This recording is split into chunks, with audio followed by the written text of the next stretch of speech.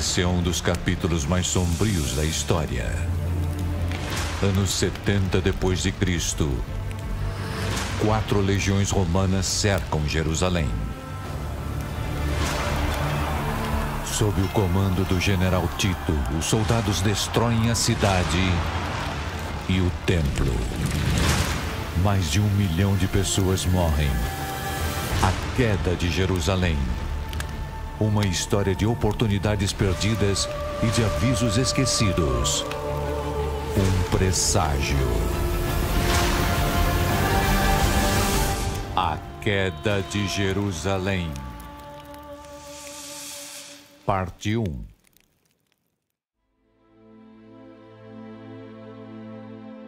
Eram os idos de março de 44 a.C., 74 dias de um novo ano. Uma data em que os romanos saldavam suas dívidas e se envolviam em vários atos religiosos. Mas neste ano em particular, os eventos do mês de março abalaram Roma e marcaram uma reviravolta na história mundial. 5 anos antes, em janeiro de 49 a.C., Júlio César tinha desafiado abertamente a autoridade do Senado romano ao se recusar a abrir mão de seu comando militar. Em vez disso, ele cruzou o rio Rubicão e marchou em direção a Roma à frente de um exército enorme. Esse movimento ousado e calculado desencadeou uma guerra civil que terminou com Júlio César tomando o poder e governando como ditador militar da República Romana. Mas a ambição de César e suas políticas populistas irritaram a elite romana, que era composta principalmente por influentes e poderosos senadores romanos. Em um movimento surpreendente, esses senadores se uniram para assassinar César, enquanto ele estava sentado em sua cadeira no plenário do Senado. Ele foi esfaqueado 23 vezes por homens que fingiam ser seus amigos. A morte de Júlio César marcou uma virada na história romana. Mas longe de destruir suas visões de um império romano, a morte dele foi um incentivo para sua consolidação. Os sonhos de César de um império foram realizados por meio do gênio militar e das manobras políticas astutas de seu filho adotivo Otaviano, que recebeu o título de César Augusto, fazendo dele o primeiro imperador de Roma e o imperador na época do nascimento de Jesus.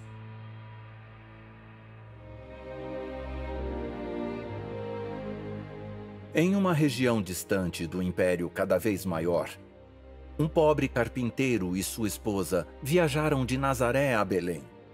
A mulher estava grávida de seu primeiro filho e acabou dando-o à luz num velho estábulo nos fundos de uma estalagem.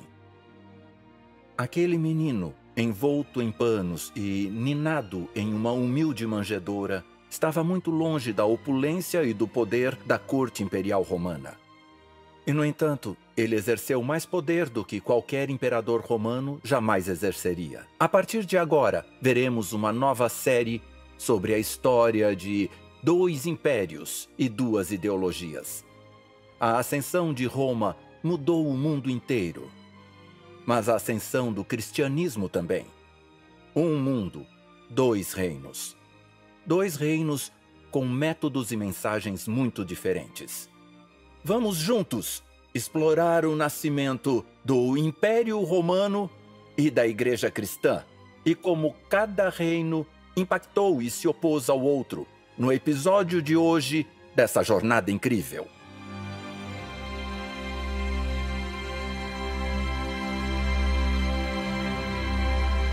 Roma e o Reino dos Céus.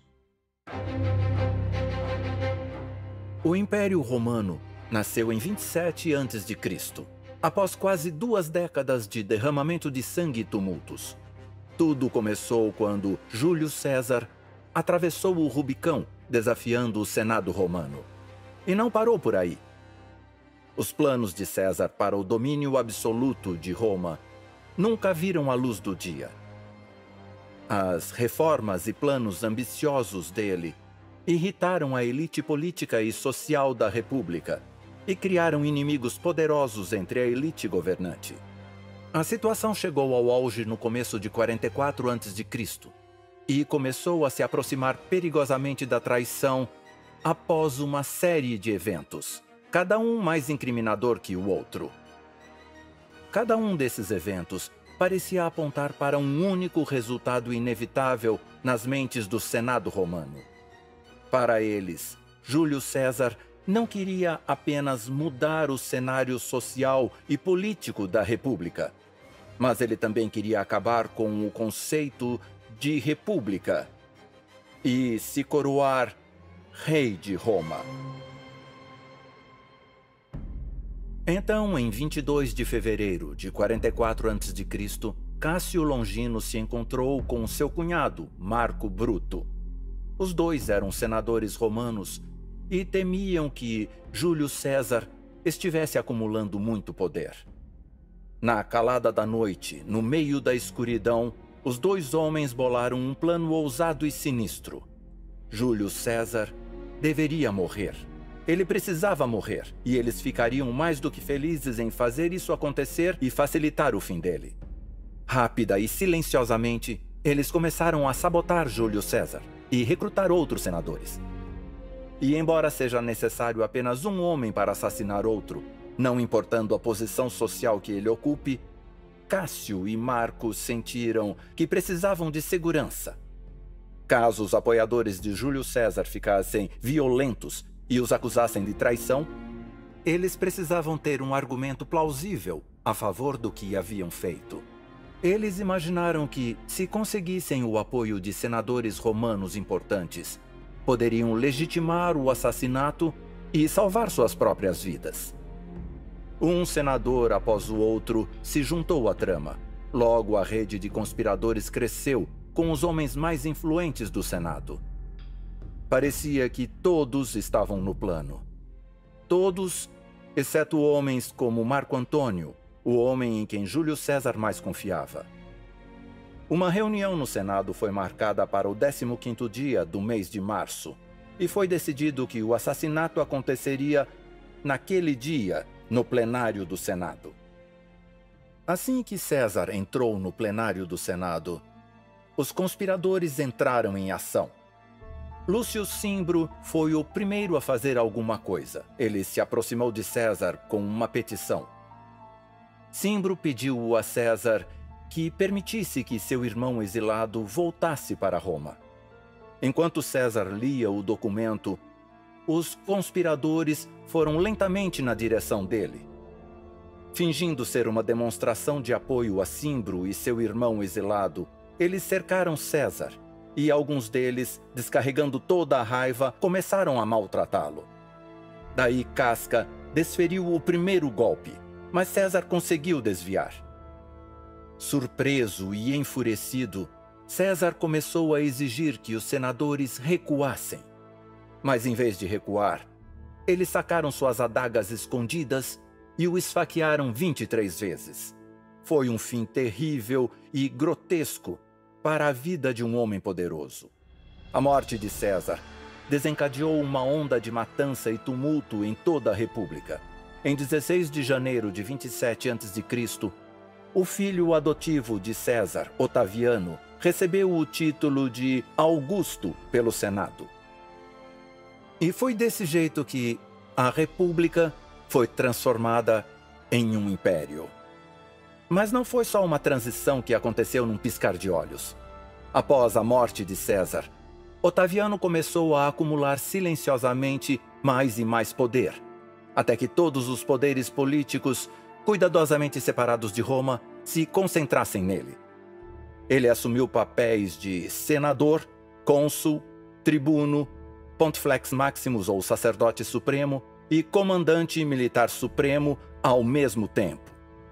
Enquanto alguns o viam como um visionário brilhante, outros se perguntavam se ele não era nada mais do que um tirano sedento por sangue e poder. Teve momentos em que ele era os dois, mas Otaviano provou ser um imperador competente, o primeiro de uma longa linhagem de monarcas romanos, cada um mais louco e sedento por sangue do que o anterior. Com Otaviano, ou Augusto César, como ele ficou conhecido, Roma deixou de ser uma república e virou um império. Ele transformou a cidade de Roma com um programa de construção agressivo e suntuoso. Ele construiu novos teatros, aquedutos e estradas, usando os melhores materiais que podiam ser adquiridos nas partes mais distantes do seu império cada vez maior. Mas ele não apenas reconstruiu o Império Romano, como também reestruturou seu cenário político. Ele centralizou todo o poder religioso e político do império em suas próprias mãos, estabelecendo um culto imperial, tornando-se um deus e encorajando os cidadãos de todo o império a adorá-lo. Ele virou um governante supremo, comandante das forças imperiais e sumo sacerdote de todos os templos. Foi uma mudança radical e ousada, a qual a maioria dos romanos se submeteu por causa da prosperidade e relativa paz que o império desfrutou sob o olhar atento e calculista de César Augusto. A grande Pax Romana, ou Paz Romana, onde o império estava livre de conflitos internos e externos, foi uma das maiores conquistas do reinado de César Augusto e marcou o nascimento do Império Romano. Mas por trás de todo esse progresso e prosperidade, estava uma das forças armadas mais poderosas e implacáveis que a história já viu. Esperava-se que todos os líderes políticos romanos servissem nas forças armadas romanas, e César Augusto não era exceção. Ele provou seu valor no campo de batalha durante as guerras civis que aconteceram após a morte de Júlio César. E sob o comando dele, a máquina militar romana cresceu e se expandiu, contando com quase 250 mil homens treinados e disciplinados quando César Augusto morreu em 14 d.C., aos 75 anos. Quando César Augusto morreu, o antigo Império Romano havia se expandido por toda a Itália e a Península Ibérica, incluindo a Gália e a Europa Transalpina, chegando até o Danúbio, grande parte dos Balcãs e da Ásia Menor. Também incluía um pedaço significativo da costa do Levante de Antioquia, no norte, a Gaza, no sul. O Império Romano foi a única superpotência na história a governar todas as margens da bacia do Mediterrâneo, expandindo mais para o interior do que qualquer outra potência dominante. No auge, com o imperador Trajano, Roma tinha quase 5 milhões de quilômetros quadrados, estendendo-se da muralha de Adriano na Grã-Bretanha até o norte da África, e do Atlântico a oeste, às margens do rio Tigre a leste, governando cerca de 1/4 da população mundial. As qualidades que definiam o domínio romano eram conquista e assimilação. Os territórios conquistados foram romanizados com a introdução de arte, cultura, religião e filosofia romanas. O Império Romano era uma máquina com punhos de ferro, comandada centralmente por homens poderosos e opressores, e com as fronteiras muito bem vigiadas pela força militar mais poderosa do planeta. Roma foi provavelmente o maior império que o mundo já viu.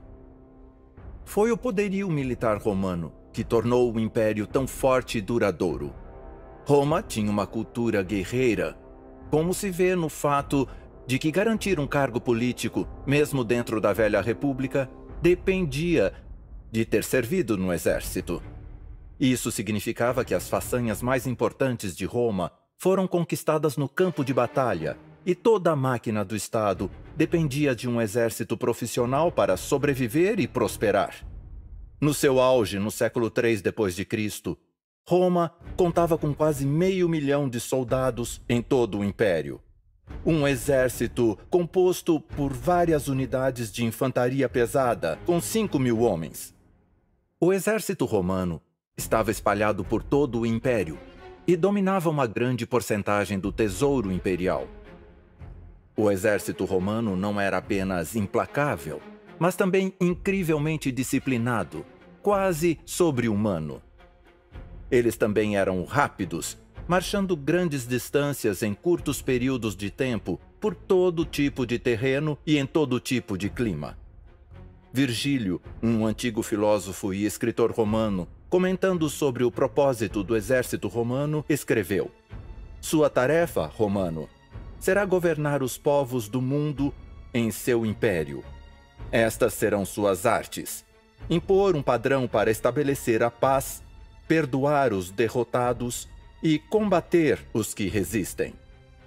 O exército romano, principalmente durante a era republicana, travou guerras que se tornaram algumas das batalhas mais brilhantes e inigualáveis da história. Eles derrotaram os macedônios, os seleucidas e, mais notoriamente, os cartagineses. O general cartaginês Aníbal até adicionou elefantes às lutas, levando um para a batalha nos Alpes em 218 a.C., numa tentativa de acabar com a República Romana. Mas seus esforços falharam, resultando na aniquilação completa de sua capital, Cartago, como punição. Mas, como Roma tinha punhos e coração de ferro, ela criou um período único na história. A Pax Romana, ou Paz Romana, criou um ambiente de paz e segurança, quando o Império, cobrindo grande parte do mundo na época, se viu livre de conflitos internos e externos. As estradas romanas ligavam este mundo e facilitavam as viagens e o comércio. Havia também uma língua franca, um idioma comum, o grego, que era falado em grande parte do Império e facilitava a comunicação dentro do Império. Esse ambiente único, esse momento único na história criado pelo Império Romano, provou ser o berço de criação de outro movimento que mudou o mundo. Um que não usou uma máquina militar para atingir seus objetivos, mas que, no entanto, conquistou o mundo inteiro.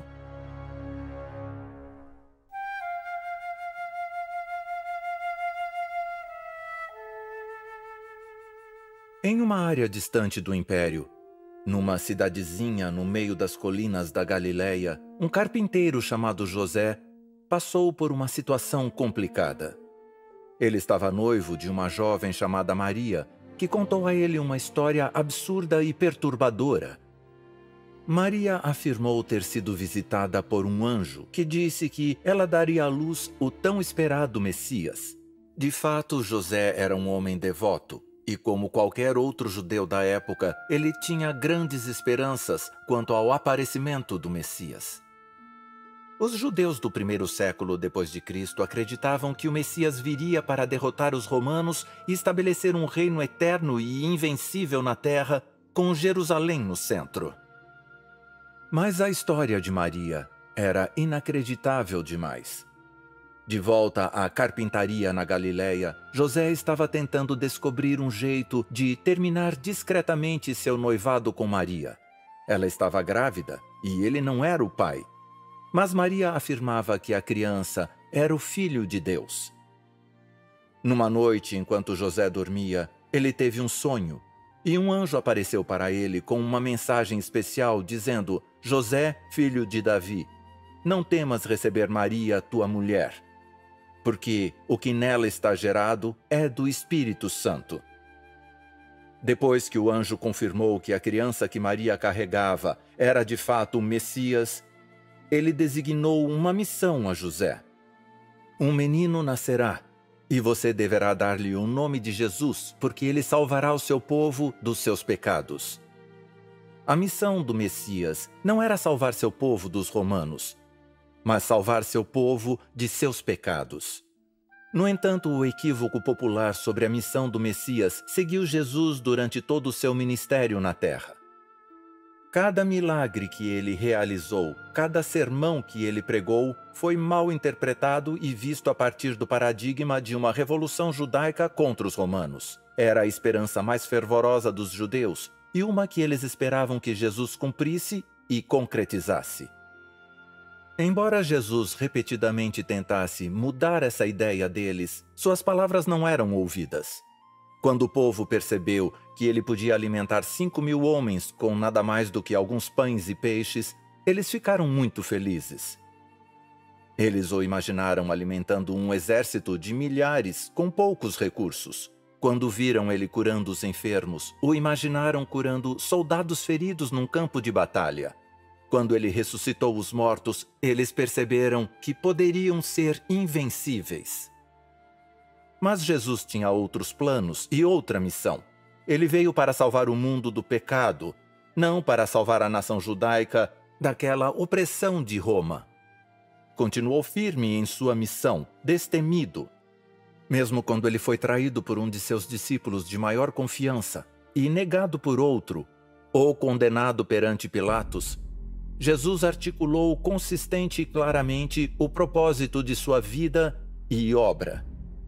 Quando Pilatos, o procônsul romano, encarregado de julgar e sentenciar Jesus sob a lei romana, perguntou a Jesus se ele era o rei dos judeus, Jesus respondeu: "Meu reino não é deste mundo. Se o meu reino fosse deste mundo, pelejariam os meus servos para que eu não fosse entregue aos judeus."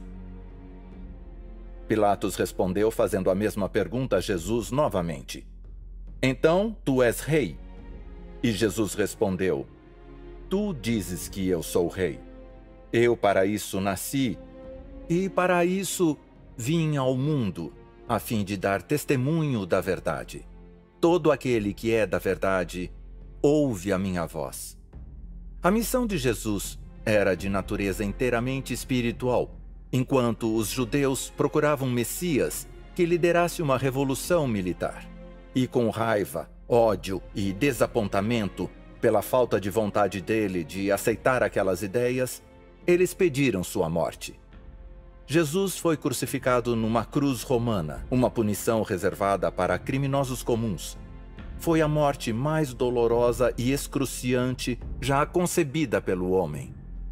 No entanto, embora parecesse que toda a missão de Jesus havia terminado em derrota, o punho de ferro de Roma não conseguiu derrotá-lo.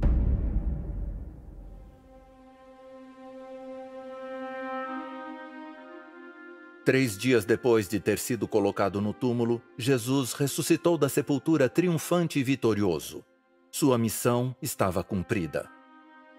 Por causa da vida, morte e ressurreição de Jesus, todo mundo, cada um de nós, tem esperança de um futuro melhor, um futuro eterno.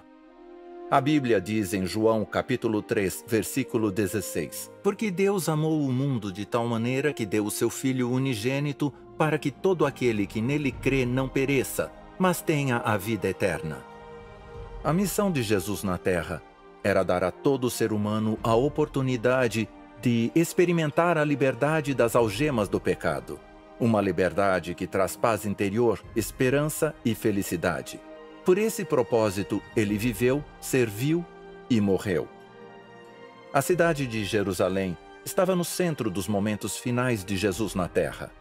Ele foi crucificado fora dos muros da cidade, e pouco antes da crucificação, ele lamentou a cegueira e a falta de vontade das pessoas em aceitar o dom da vida que ele oferecia.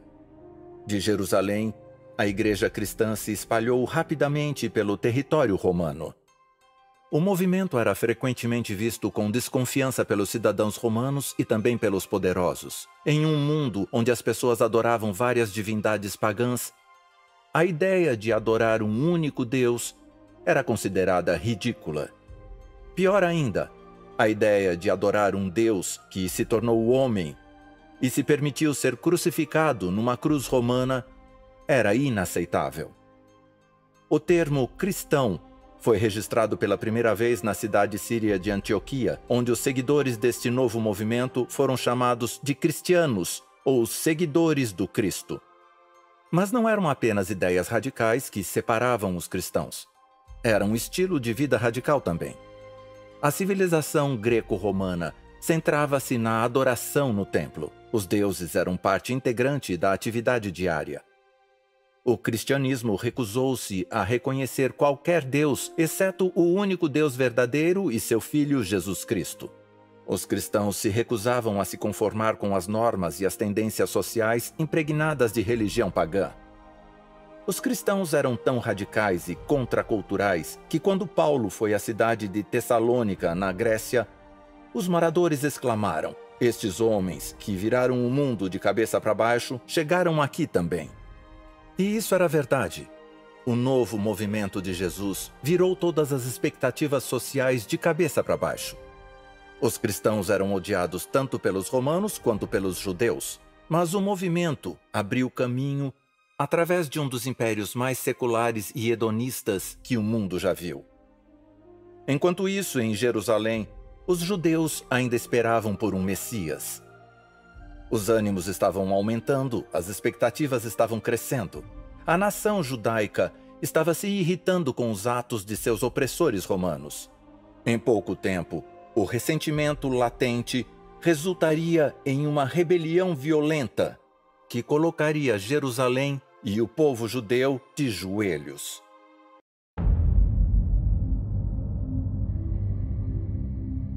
Em 14 de abril do ano 70 d.C., Tito, o general romano e futuro imperador, deu início ao cerco de Jerusalém.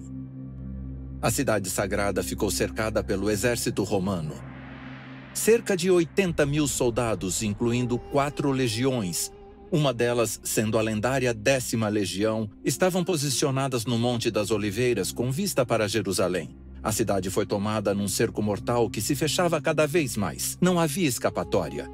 Nenhum abastecimento de comida ou de água foi permitido na cidade. Então a artilharia e os armamentos pesados e letais foram montados e posicionados no local. O arsenal incluía torres de cerco, catapultas, arietes e lança-chamas. Tudo tinha sido projetado para atacar diretamente os muros, os defensores e os habitantes de Jerusalém. Os romanos foram metódicos, meticulosos e determinados nas etapas de planejamento e implementação. Uma variedade devastadora e letal de poder de fogo cercou a cidade. O plano era causar terror aos defensores e ameaçar, intimidar, espancar e causar fome aos habitantes, até que eles desistissem e se rendessem. O cerco de Jerusalém rapidamente se transformou num pesadelo, com fome, batalhas, mortes e até canibalismo. Talvez esse tenha sido um dos exemplos mais marcantes do sofrimento humano durante um período de guerra na história. Joséfo, um historiador que testemunhou o evento, disse que mais de 1 milhão de pessoas morreram no cerco e na destruição de Jerusalém. Mas o cerco não foi uma surpresa para um grupo de judeus. Os cristãos judeus foram avisados por Jesus sobre o que estava por vir, e muitos deles fugiram da cidade após a retirada abrupta e inesperada de Céstio.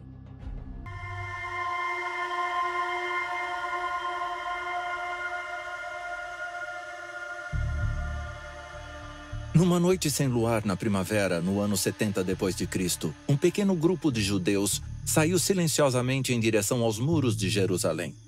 Saindo por um portão secreto, eles correram para os campos além dos muros, em busca desesperada por comida e água. Se pudessem, eles teriam escapado tranquilamente da cidade, mas havia um único obstáculo impenetrável entre eles e a liberdade: a presença circundante do exército romano. O melhor cenário que poderiam encontrar seria o de colher plantas silvestres que cresciam perto dos muros da cidade. Eles estavam morrendo de fome. As coisas ficaram tão ruins dentro da cidade sitiada que as pessoas estavam comendo cintos e sandálias de couro. Certos de que qualquer coisa seria melhor do que couro de sapato, essas pessoas corajosas se juntaram para buscar qualquer comida que pudessem encontrar fora da cidade. Mas com essa tentativa, elas corriam um grande risco, um que muitas vezes não compensava. Em uma noite em particular, o infeliz grupo foi localizado por sentinelas romanos e seus olhos de falcão. Eles foram presos, torturados e pendurados em cruzes que foram erguidas em frente aos muros da cidade. Na verdade, todos os homens judeus que eram capturados durante o cerco de Jerusalém eram crucificados. Havia tantas cruzes cobrindo a área imediatamente fora dos muros da cidade que parecia um vasto cemitério de morte e destruição. Quando Tito sitiou Jerusalém na primavera do ano 70 d.C., a cidade não estava preparada para o ataque. Os judeus já tinham derrotado os exércitos romanos do general Céstio e da 12ª Legião apenas 6 meses antes, e eles não esperavam outro ataque tão cedo. Na verdade, os judeus derrotaram os romanos de forma tão implacável no final do ano 69 d.C. que quase subjugaram as orgulhosas legiões romanas. Eles retornaram a Jerusalém triunfantes e sobrecarregados com os espólios da vitória. No entanto, os romanos estavam determinados a subjugar esse pedaço rebelde de seu império. Os judeus eram conhecidos pela obstinação e por resistirem com persistência ao domínio romano. Uma combinação de fatores que Roma se recusava a aceitar. Onde Séstio tinha falhado, Tito estava determinado a alcançar sucesso. Em abril do ano 70 d.C., apenas 3 dias antes do Pessa, o exército romano convergiu para Jerusalém com um novo general no comando. Mais de 1 milhão de judeus tinha se reunido dentro dos muros da cidade sagrada para comemorar o Pessa, o que os tornava alvos fáceis da destruição que se aproximava. Na época, Jerusalém estava parcialmente preparada para qualquer tipo de agressão militar. Isso se devia em grande parte ao fato de que, durante as guerras judaico-romanas, entre os anos 66 e 70 d.C., a cidade tinha passado por um período de intensa agitação. As guerras judaico-romanas foram uma série de revoltas contra o Império Romano que começaram em 66 d.C. O estopim da revolta foi uma resposta ao aumento das tensões religiosas e aos altos impostos, o que resultou em represálias contra os cidadãos romanos. Em retaliação, o governador romano da Judéia saqueou o templo em Jerusalém e orquestrou ataques para prender figuras políticas e religiosas importantes dentro da comunidade judaica. Isso levou a uma rebelião em larga escala, resultando em oficiais romanos abandonando Jerusalém devido à pressão dos rebeldes. O imperador Nero pediu a Vespasiano, um general romano, para dar fim à rebelião com o apoio de seu filho Tito. Então, após o Pessa dos anos 70 d.C., a cidade estava nas mãos de várias facções rebeldes de zelotes. O governo provisório de curta duração estabelecido pelos romanos entrou em colapso e todos ficaram atentos. Jerusalém inicialmente tinha provisões suficientes para resistir a um cerco, mas logo após a vitória decisiva sobre Séstio, os líderes rebeldes judeus baixaram a guarda. Os estoques de alimentos e suprimentos tinham diminuído, deixando a cidade despreparada para um cerco prolongado, especialmente considerando o grande número de refugiados e forasteiros que entraram em Jerusalém para celebrar o Pessa. Quando Tito cercou a cidade, o caos inundou as ruas. Em 3 semanas, o exército romano conseguiu abrir caminho através das 2 muralhas externas da cidade. Apenas a terceira parede, a mais grossa, permaneceu de pé, em grande parte devido aos rebeldes obstinados que defenderam desesperadamente a cidade. Logo, a fome assolou os habitantes encurralados. Mas o cerco não foi uma surpresa para um grupo de judeus. Os cristãos judeus foram avisados por Jesus sobre o que estava por vir, e muitos deles fugiram da cidade após a retirada abrupta e inesperada de Séstio. Eles se lembraram de como, do topo do Monte das Oliveiras, Jesus olhou para a pacífica cidade de Jerusalém e sentiu seu coração apertar de temor. Nada sobre a cidade naquela época indicava perigo, mas Jesus olhou para o futuro e pôde ver as nuvens carregadas que surgiam à distância. Muito abatido, ele clamou: "Quem dera que tu, até mesmo tu, soubeste neste dia as coisas que levam-te à paz. Mas agora, tudo isso está escondido de teus olhos, pois dias virão em que os teus inimigos levantarão uma barricada ao teu redor, e te cercarão, e te margearão por todos os lados, e te derrubarão no chão, a ti e a teus filhos dentro de ti. E não deixarão em ti pedra sobre pedra, porque não conheceste o tempo da tua visitação."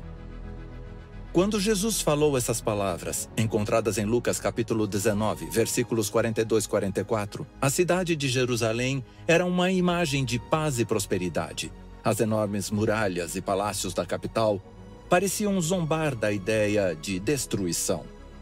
No entanto, Jesus vislumbrou o futuro através das páginas da história e traçou com precisão aterradora os horrores que cairiam sobre a cidade em apenas 40 anos.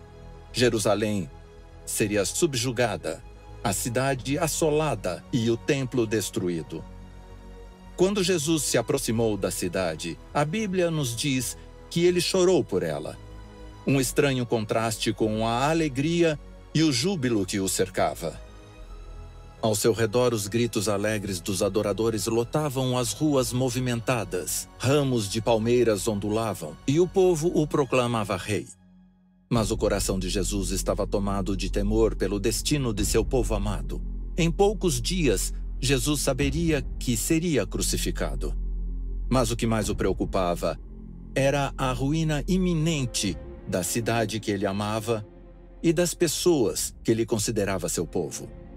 Andando pelo mesmo local que Tito e a 10ª Legião ocupariam mais tarde, Jesus quase conseguia ouvir os passos do exército romano se preparando para a guerra. Seu olho profético contemplou os milhares de habitantes sentenciados de Jerusalém e ele ouviu as vozes das mães e filhos chorando por comida, enfraquecidos e acometidos pelos horrores da fome. 2 dias antes do Pêssah, Jesus havia deixado a área do templo com os discípulos pela última vez. O templo parecia indestrutível. Uma grande quantidade de riquezas e trabalhos romanos foram colocados nas construções por Herodes o Grande. As pedras de mármore foram cortadas com precisão e enviadas diretamente de Roma para a Judéia. Os discípulos as apontaram para Jesus e exclamaram: "Olha, mestre, que pedras maciças! Que construções magníficas!" A única resposta de Jesus foi: "Vês essas grandes construções? Não sobrará pedra sobre pedra. Todas serão derrubadas." Foi uma declaração surpreendente e decepcionante, que deixou os discípulos com uma expressão perplexa e confusa. Quem ousaria derrubar o templo? E por quê? Em primeiro lugar, estava sob a proteção de Deus, e em segundo lugar, os próprios romanos tinham investido nele. Então, certamente, eles não gostariam de vê-lo destruído. Mas Jesus não havia terminado.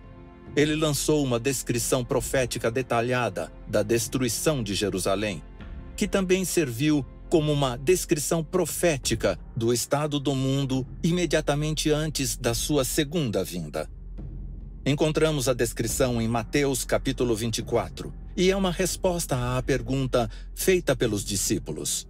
Dize-nos, quando tais eventos sucederão e que sinal haverá da tua vinda e do fim dos tempos? O próprio pensamento da destruição de Jerusalém e do templo era tão chocante e angustiante para os discípulos que eles automaticamente presumiram que esses eventos só poderiam estar ligados ao fim do mundo. Jesus não corrigiu suas premissas. Em vez disso, ele mapeou os 2 eventos em um único panorama profético. Mateus capítulo 24 começa com uma advertência contra falsos cristos e também falsos profetas, antes de passar para uma descrição detalhada de guerras, fome, pandemias e vários desastres naturais. É uma descrição do mundo em que vivemos hoje. Jesus respondeu: "Cuidado que ninguém vos engane, pois muitos virão em meu nome dizendo, 'Eu sou o Messias', e enganarão a muitos. Ouvireis falar de guerras e rumores de guerras, mas cuidai para não vos alarmardes. Essas coisas devem acontecer, mas o fim ainda está por vir. Nação se levantará contra nação, e reino contra reino. Haverá fome e terremotos em diversos lugares. Todas essas coisas são o princípio das dores do parto." Ao longo do século passado, falsos líderes religiosos apareceram com uma frequência maior. Falsos profetas têm desencaminhado milhares de pessoas e até agora estão espalhados por todo o mundo religioso. Outra das previsões certeiras de Jesus no último século foi o aumento da frequência e intensidade das guerras, fome e desastres naturais. As piores guerras que o mundo já viu ocorreram durante o século XX. A fome no mundo aumentou devido a um aumento acentuado no crescimento populacional e diversos conflitos. Os desastres naturais também são mais frequentes.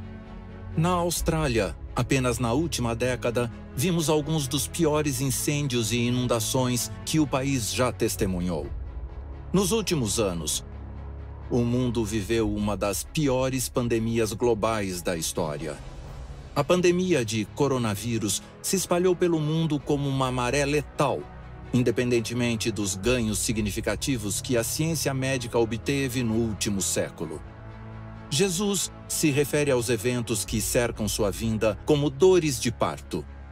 Como o trabalho de parto, os sinais aumentariam em frequência e intensidade à medida que a história se aproximasse do clímax da sua segunda vinda. Quando olhamos o mundo em que vivemos hoje, uma coisa fica clara. Os sinais que Jesus nos apresentou, indicando a proximidade da sua vinda, estão surgindo diante de nossos olhos. Vivemos tempos emocionantes. O caos em espiral que vemos ao nosso redor aponta diretamente para o evento mais glorioso que o mundo já viu. Jesus voltará em breve. A pergunta é: estamos prontos para encontrá-lo? Jesus continua seu panorama profético, retornando aos eventos que indicariam tanto sua segunda vinda quanto a destruição de Jerusalém.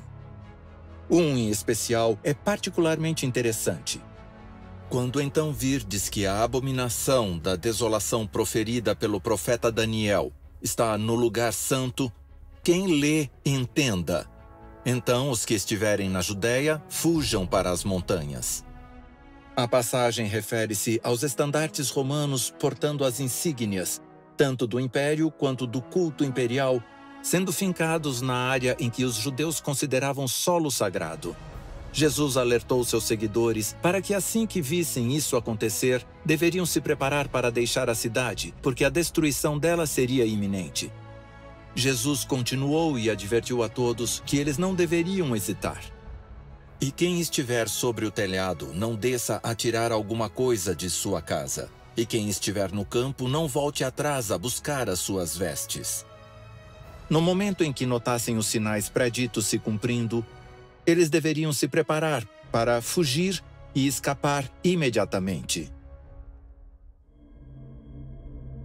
Bom, qualquer um que ouvisse Jesus prevendo e predizendo a destruição de Jerusalém poderia considerá-lo um alarmista enlouquecido ou um rebelde insurgente aliado aos romanos.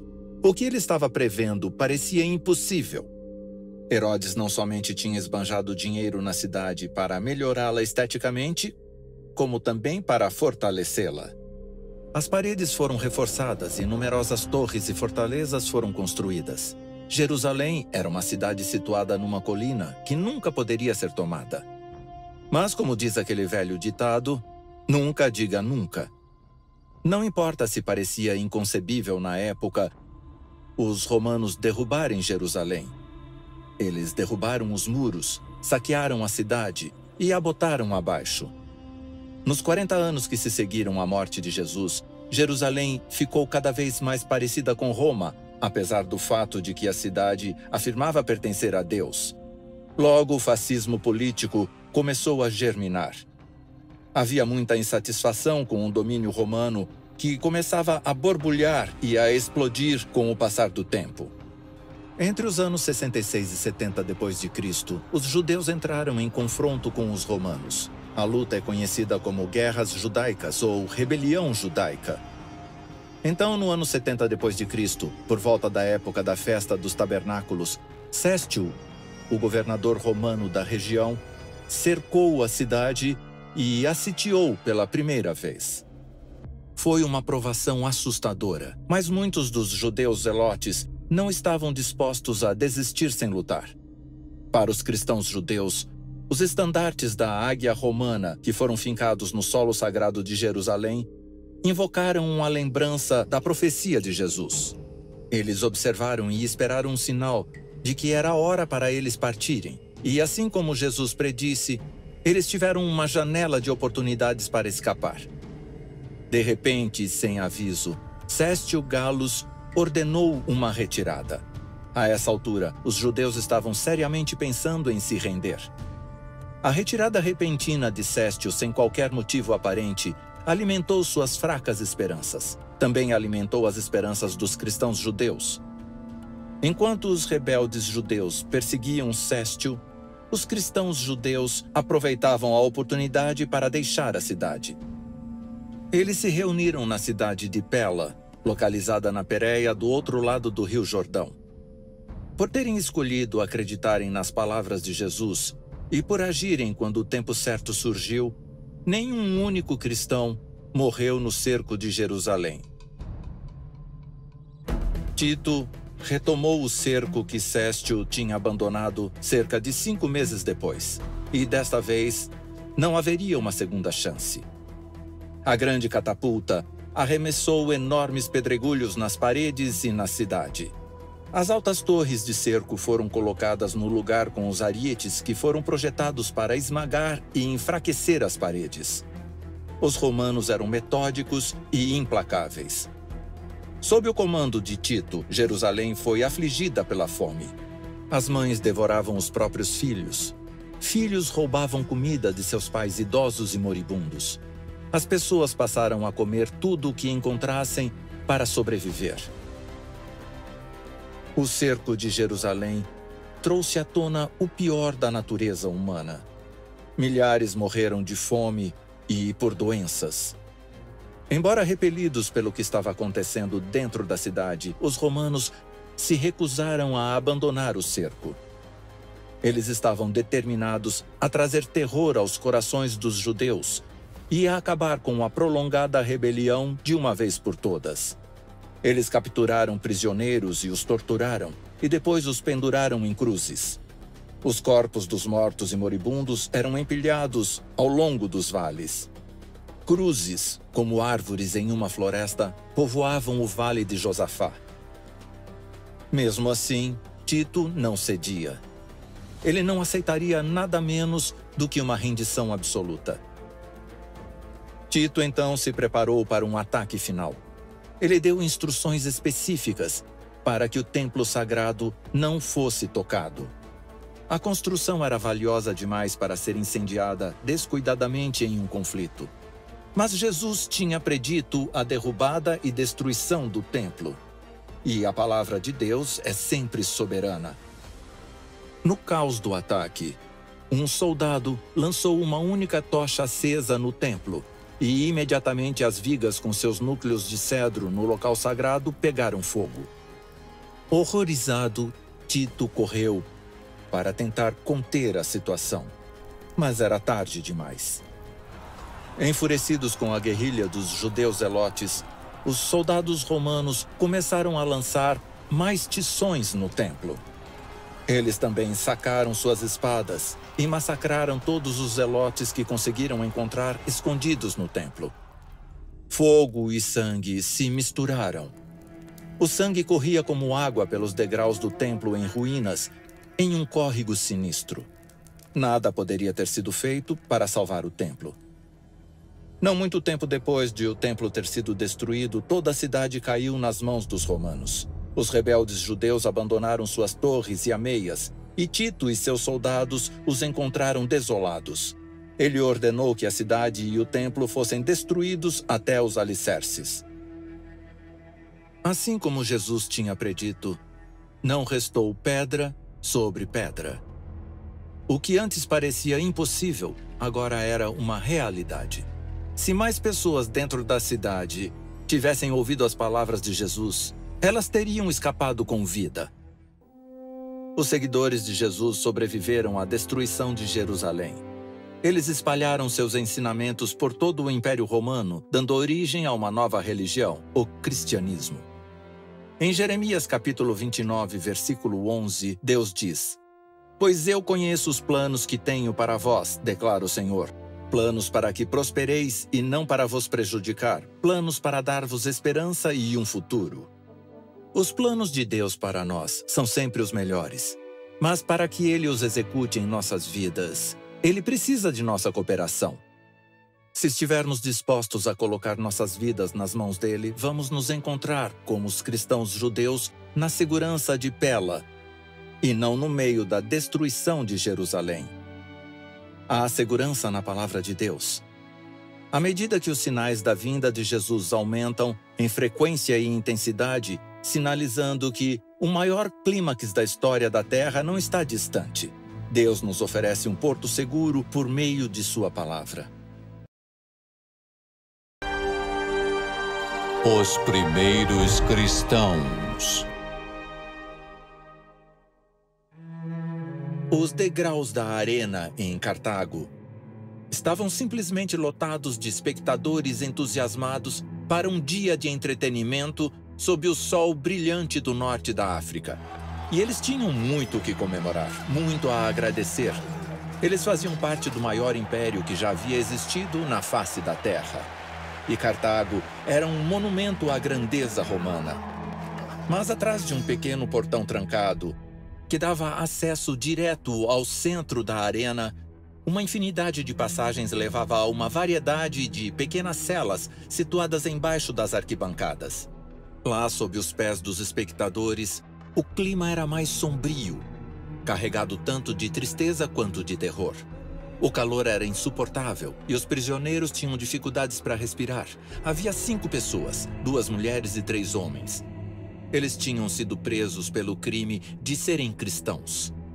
O Império não só odiava o cristianismo, como também se recusava a descansar até que ele fosse destruído da forma mais cruel possível. Os 5 prisioneiros seriam executados de uma forma que entusiasmasse a população romana. Eles serviriam de alimento para feras selvagens nos jogos militares realizados na Arena de Cartago, em homenagem ao aniversário do imperador Sétimo Severo. Quando os cristãos marcharam para dentro da arena, a multidão foi à loucura, assistindo aos prisioneiros que cambaleavam. Os guardas romanos os colocaram no centro da arena e trancaram os portões atrás deles. A multidão ficou em silêncio. Todos ouvem o som de correntes de ferro sendo erguidas e de um segundo portão sendo elevado. Esse portão liberou leões na arena. E enquanto a multidão assistia a tudo com uma sede de sangue incontrolável, os leões despedaçavam os cristãos. Não era fácil ser cristão nos primeiros séculos do primeiro milênio. A liberdade religiosa era algo inédito no Império Romano. Como os primeiros cristãos conseguiram sobreviver a séculos de tormenta? Bom, quando Jesus se sentou no Monte das Oliveiras e compartilhou com seus discípulos qual seria o trágico destino de Jerusalém, ele contou a eles tanto sobre sua segunda vinda quanto sobre a perseguição que seus seguidores enfrentariam. Olhando através dos séculos, ele viu em uma visão profética a terrível perseguição pela qual a igreja cristã passaria. Ele sabia o que isso custaria às pessoas que escolhessem segui-lo. Jesus descreveu a história da igreja primitiva nessas poucas frases poderosas, encontradas em Mateus capítulo 24, versículo 9. Então vos entregarão à tribulação e vos matarão, e sereis odiados por todas as nações por causa do meu nome. Jesus podia ver o futuro e previu que seus discípulos teriam que enfrentar muitos desafios, e suas previsões eram terrivelmente precisas. O principal motivo para grande parte da perseguição que a igreja enfrentou no início foi o nível de ruptura que o cristianismo introduzia no mundo romano. O cristianismo era visto como algo novo, desafiador e até inquietante. Sabe, os cristãos adoravam um Deus desconhecido, um Deus invisível, um Deus que não era feito por mãos humanas. Um Deus que não era nada parecido com os deuses romanos, ídolos feitos à mão, em pedra, madeira, ouro e prata. E a religião cristã afastou muitas pessoas da adoração aos deuses romanos, o que incluía a adoração aos imperadores romanos. Mais tarde, parte dos cristãos se recusou a adorar a figura do imperador. E isso garantiu a eles um lugar entre os membros mais desprezados e perseguidos do Império Romano. O livro bíblico de Hebreus descreve a experiência da igreja cristã primitiva com essas palavras: outros sofreram escárnio e açoites, e foram até acorrentados e aprisionados, foram apedrejados, foram cerrados ao meio, foram mortos pela espada. A primeira onda de perseguição começou sob os líderes judeus em Jerusalém, na época do apedrejamento de Estevão. Aumentou com o imperador Nero, e continuou com vários graus de intensidade ao longo dos primeiros séculos. Nero justificou suas perseguições, acusando os cristãos de causar o incêndio que queimou a maior parte de Roma e acusando falsamente os cristãos de outros crimes graves. Eles foram acusados de serem a causa de todos os desastres naturais que ocorreram durante todo o Império, simplesmente porque sua adoração a um Deus desconhecido e invisível supostamente teria irritado os deuses e deusas de Roma. Eles também foram acusados de se rebelarem contra o Império e o Imperador, porque se recusavam a se curvar e a adorar o Imperador. Milhares de cristãos foram entregues às autoridades por vizinhos e amigos desconfiados. Milhares de cristãos foram lançados às feras selvagens em arenas por todo o Império. Outros foram queimados vivos em anfiteatros com uma multidão de espectadores torcendo por suas mortes. A crucificação também era um método de tortura e morte popular para muitos cristãos. Muitas vezes a tortura e a aniquilação de cristãos eram os principais entretenimentos em festivais públicos. Contudo, em vez de acabar com o movimento, a perseguição parecia apenas aumentar sua propagação. Tertuliano, um dos primeiros cristãos, escreveu essas palavras sobre a perseguição que os cristãos enfrentavam. Vocês podem nos matar, nos torturar, nos condenar, mas quanto mais formos ceifados por vocês, mais cresceremos em números. O sangue dos cristãos é semente. Para cada cristão que foi queimado, açoitado, crucificado ou torturado, dezenas de outras pessoas se levantaram para tomar seu lugar. A igreja cresceu e prosperou apesar dos golpes devastadores desferidos pelo Império Romano contra ela. Mas esse período do cristianismo não foi marcado apenas por perseguições. Também foi uma época de crescimento e pureza espiritual sem precedentes. Durante os primeiros 2 ou 3 séculos do primeiro milênio, a igreja prosperou de uma forma nunca mais vista igual. Mas o que levou a esse crescimento e a essa pureza? Bom, o livro do Apocalipse nos dá algumas respostas muito interessantes. Embora o livro do Apocalipse seja principalmente um livro profético expresso em símbolos, ele começa com uma série de mensagens enviadas por Jesus à igreja primitiva. Essas mensagens foram planejadas para encorajar, fortalecer e guiar a igreja pelas provações que viriam e para nos fornecer uma visão mais profunda das condições da igreja primitiva e dos desafios que ela enfrentou. A primeira mensagem foi dirigida à igreja em Éfeso. Essa congregação nos oferece um bom exemplo do que a igreja primitiva enfrentava. Éfeso era uma cidade portuária vibrante, conhecida tanto por sua opulência quanto por sua grandeza. Rica em comércio e cultura, ela foi um dos centros de comércio mais importantes ao longo da rota comercial do Império.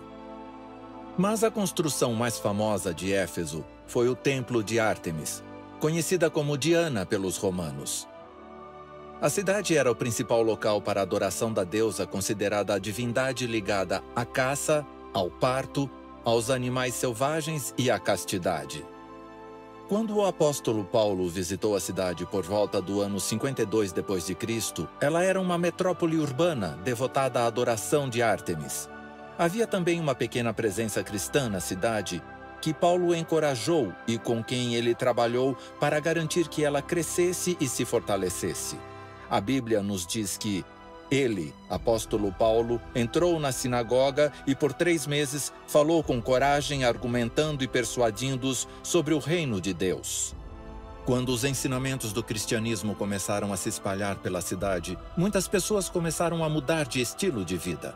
Um exemplo disso é encontrado em Atos, capítulo 19, versículo 19, que dizia: "E vários daqueles que praticavam artes mágicas trouxeram seus livros e os queimaram à vista de todos.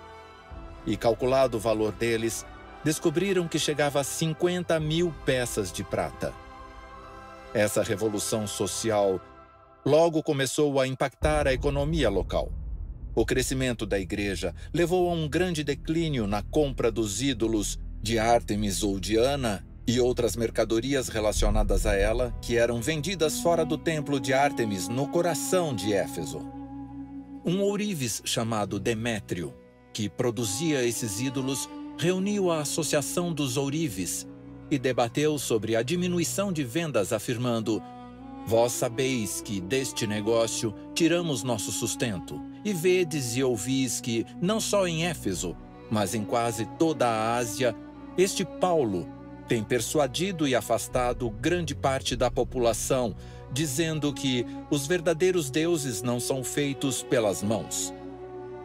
De repente, a adoração a Ártemis tinha uma verdadeira competição. A queda na venda de ídolos de prata era só um sintoma da mudança de ideias na cidade. Fervilhando sob a superfície dessa devoção a Ártemis, havia uma resistência a mudanças. A ordem natural das coisas vinha sendo desafiada por uma nova religião, e alguns efésios não gostaram nada disso. Na antiga cultura greco-romana, a religião desempenhava um papel vital em quase todas as facetas da vida. Havia festas e festivais dedicados aos diversos deuses e deusas. Os dias sagrados eram celebrados e as pessoas frequentavam os templos. Os ídolos estavam em toda parte e era costume parar em um santuário e adorar qualquer deus que estivesse em exibição naquele canto específico da cidade. Assim, se tornar cristão era revolucionário. Mudava todo o estilo de vida de alguém. Enquanto os romanos adoravam deuses manipuladores e caprichosos, os cristãos adoravam um Deus que tinha tanto amor por eles que se tornou um deles e morreu por eles em uma cruz romana. A mensagem cristã era uma boa nova. A boa nova de que não importa quantas dúvidas ou medos você tenha, ou quantos erros ou pecados você já cometeu.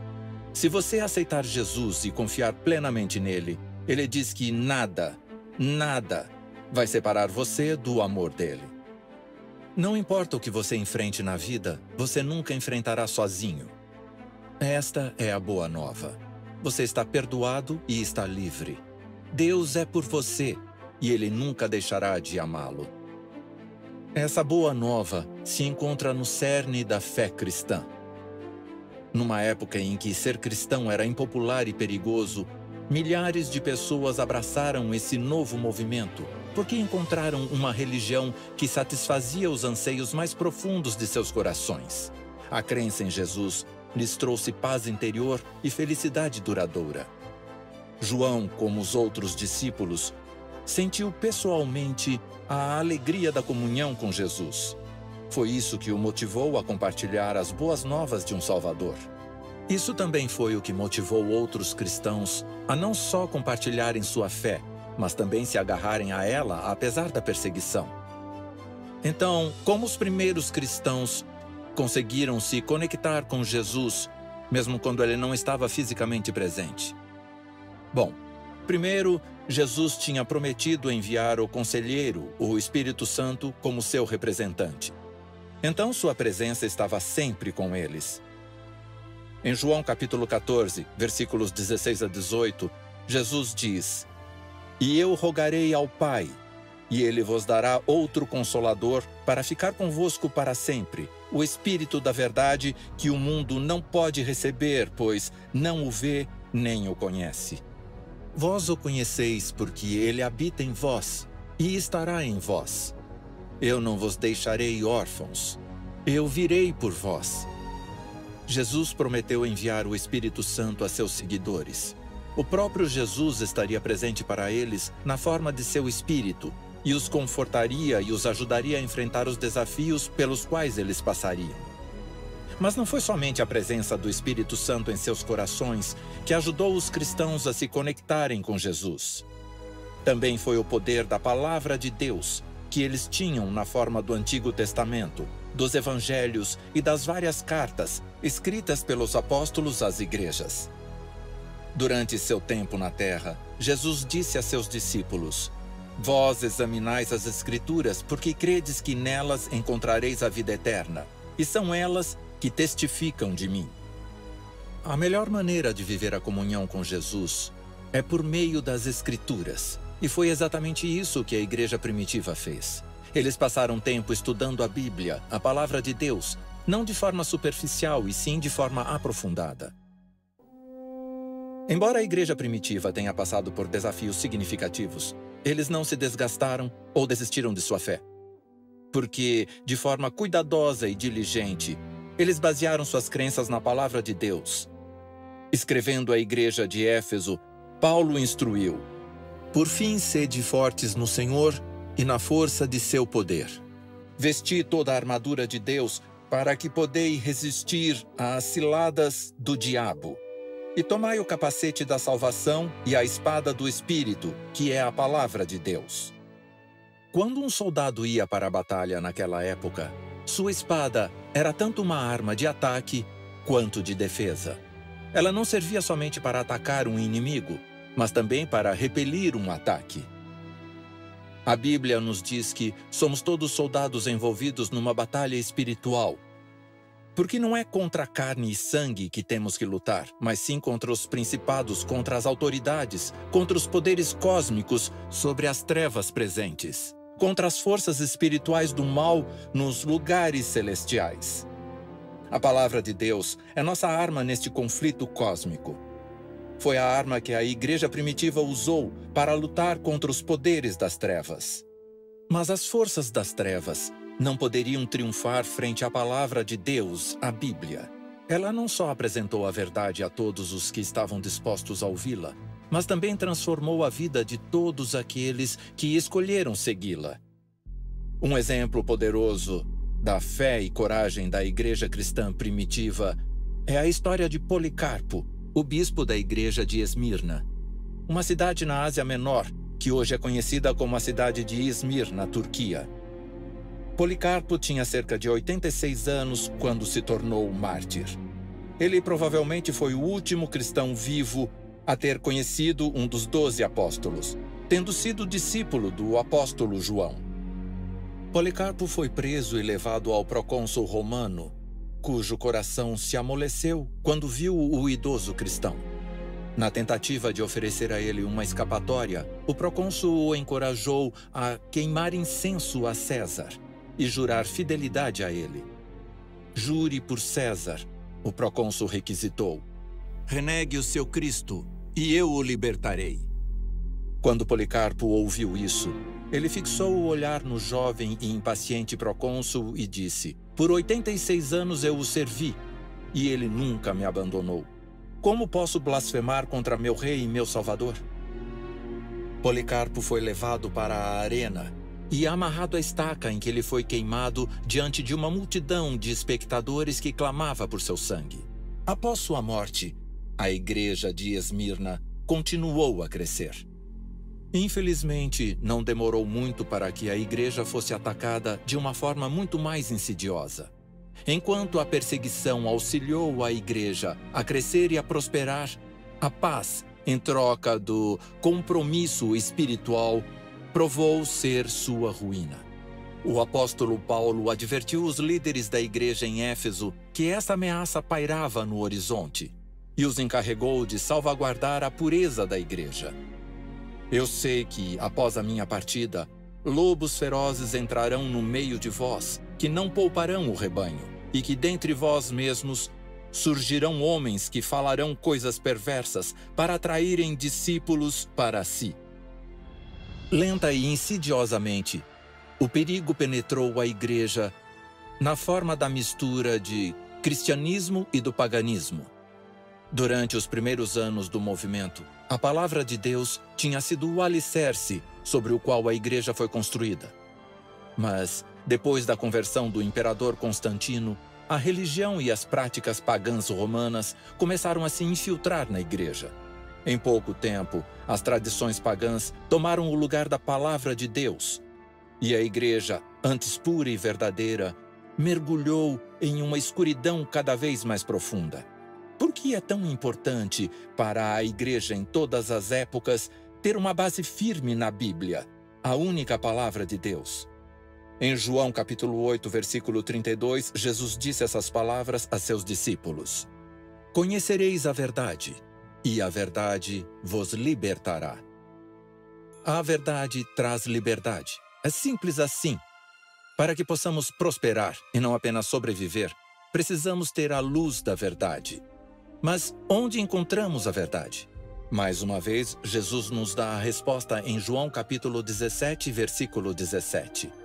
Santifica-os na verdade. A tua palavra é a verdade. A palavra de Deus é a fonte de toda a verdade. Em suas páginas você encontrará as respostas para todas as perguntas mais importantes da vida. A igreja primitiva cresceu e prosperou porque era um movimento fundamentado na palavra de Deus. Os primeiros cristãos eram corajosos e se mantinham firmes diante de terríveis provações porque faziam da palavra de Deus a base de suas vidas. Vivemos num mundo repleto de problemas. Para onde quer que olhemos, vemos sofrimento, tristeza, doença e morte. Para onde quer que olhemos, vemos as divisões entre verdadeiro e falso, fato e ficção, começando a se dissipar. Nosso mundo precisa de uma base sólida. Precisamos construir em cima de alguma coisa que resistirá às tempestades que virão. A Bíblia é o alicerce mais seguro que você encontrará. Querido Pai Celestial, agradecemos por sua palavra, a Bíblia, e pela influência positiva que ela pode ter em nossas vidas. Agradecemos pelas boas novas sobre Jesus e como ele pode trazer paz e felicidade para nossas vidas. Por favor, conceda a cada um de nós essa paz e felicidade. Oramos em nome de Jesus. Amém. Quer aprender mais sobre como unir a família? Entender como ter mais alegria ou como o mundo vai acabar? Então, eu te apresento a Esperança, uma assistente bíblica virtual feita para te acompanhar nos estudos bíblicos. Fácil como apertar um botão. Agora você pode fazer mais de 10 estudos bíblicos totalmente de graça. E o melhor, tudo pelo WhatsApp, sem sair de casa. Basta enviar pelo WhatsApp a mensagem Estudo Bíblico para o número 12 98200 0062 ou entrar no site www.novotempo.com/estudo bíblico e seguir as instruções. Fácil, não é? Então venha aprender de graça com a Esperança pelo WhatsApp. No fim de cada curso, você ainda ganha um certificado. E aí, vamos aprender juntos sobre a Bíblia? Levar esperança nunca foi tão fácil.